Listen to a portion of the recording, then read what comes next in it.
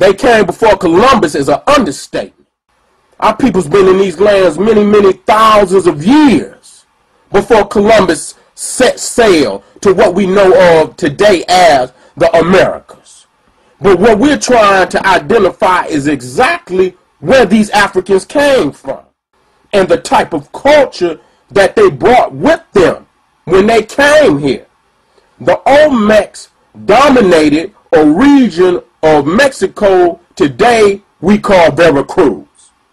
When the Mexicans first found a lot of the artifacts and monuments in Mexico, just as this newsletter, just as this document tells us, Yucatan Egypto de America. Yucatan, Egypt in America. This is what they wrote. Why would they say Egypt? Because we know for a fact that the pyramid originated in the Nile. It originated in the Nile and it reached its apex in the Nile. The structures that you see in the Americas are much, much less in technology than those pyramids in the Nile Valley. When you look at these faces, there is no doubt that they are African. There is no doubt whatsoever. Thick lips and broad noses. All of these statues identify the fact that our peoples was in this land. And a lot of people have covered it up because they have an agenda to teach black people that they have done nothing worthy of what we today call historical achievement. They have cut us off from our history to keep us in a slave mentality. But today we are waking up, we are doing the research, and we are identifying our people and our history on all the continents. When you look at this photo, look at the sister, look at her lips, and look at the Olmec lips, and his nose, and look at her nose. It is almost identical. This woman looked like she could have either been the mother of that Olmec or his sister. Here is another photo of a West African brother, young brother. And if you look in the face, if you look in the lips, and you look in the nose, there is no doubt that that brother and that Olmec is from the same race. Here we are looking at the 7 braids that was found on the back of one of the Olmec heads to show the Africanness in his culture. And looking at the brother to the right with the same type of African braid. How did these Africans get here? A lot of people saying that they're navigators. But here you have Khufu's boat, the New Ark, 2500 BCE. This brother Khufu, who built the largest stone structure ever built on the planet Earth. And we know it for a fact because it's still standing. This boat was found on the outside of the pyramid. Do you understand what I'm saying? And this is not the first boat. This is just a replica of many, many boats that have been found in the Nile Valley. And there was even an expedition, which they call the Ra expedition, where they floated a Nile Valley boat built out of reeds, floated it from west coast of Africa to the Americas to prove that it could be done with Egyptian boats. So for all my brothers who claim to be navigators, show me what you was navigating. Because what the Nile Valley Africans navigated can still be found. Now when we come to a lot of the paintings on the wall, what you should be focusing on is the fact that the Mayan and the Aztec priests, they wore the jaguar skin. Where did they get that from?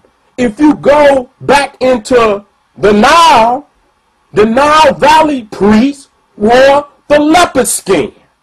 So when it got here in the Americas, the origin of the knowledge was the same, but they used animals that was indigenous to the area where they came from. They substituted the African animal with animals that was indigenous to the Americas. You even see Bess, the oldest Nile Valley deity, with the leopard skin, because the leopard truly is indigenous to the south of Africa. And this is why you see the Nubians bring the leopard skins up to the Egyptians and traded with the Egyptians various minerals and so on and so forth. But a leopard is indigenous to the south of Africa. Now, this is a photo to the left that I took when I was at Tehukan, which is the largest pyramid field in the Americas. Immediately I looked and I said, that's Bess. You see the feathers that's coming out the top of his head. You see his tongue sticking out. And many of the photos with Bess, you will see that almond shape in his eye. So you have Bess. Not only do you see the pyramids, you see a lot of the Nile Valley deities carved on the stone of them pyramids. Now, a lot of people say the Mayans got a calendar. They ain't got no damn calendar. That's the Egyptian calendar. And if you look very, very close, you will see that in the middle is Bess.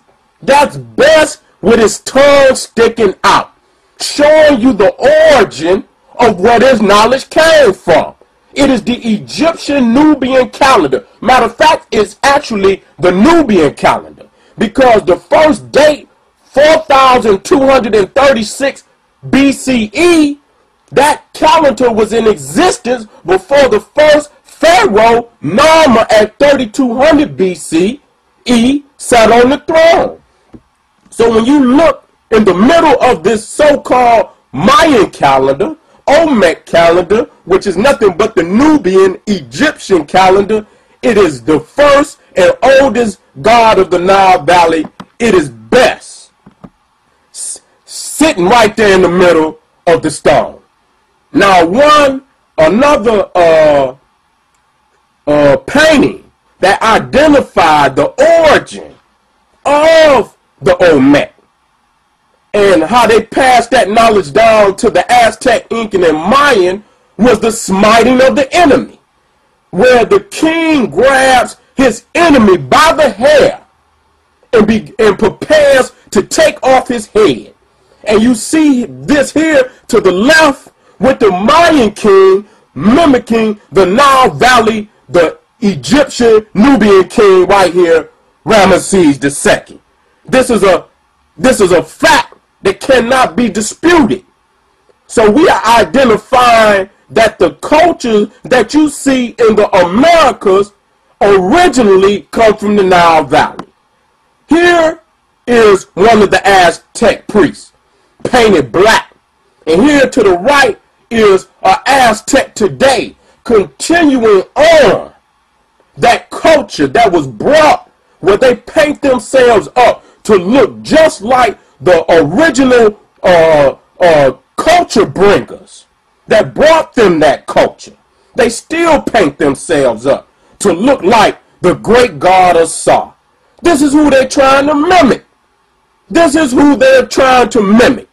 They are trying to mimic the great god of Sara. And there are many codex, there are many paintings that show the blacks in these lands. Here again, you see a black, he has a beard, but again, you see him with that jaguar skin on his back, mimicking the Nile Valley Africans who wore the leopard skin.